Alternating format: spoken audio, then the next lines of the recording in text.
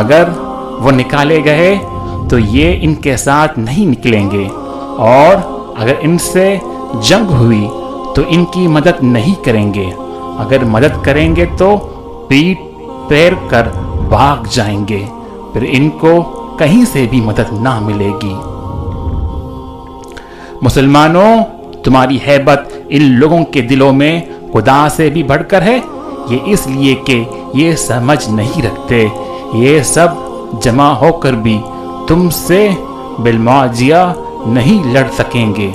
مگر بستیوں کے قلعوں میں پناہ لے کر یہ دیواروں کی اوٹ میں مستور ہو کر ان کا آپس میں بڑا رعب ہے۔ تم شاید خیال کرتے ہو کہ یہ اکٹھے اور ایک جان ہیں،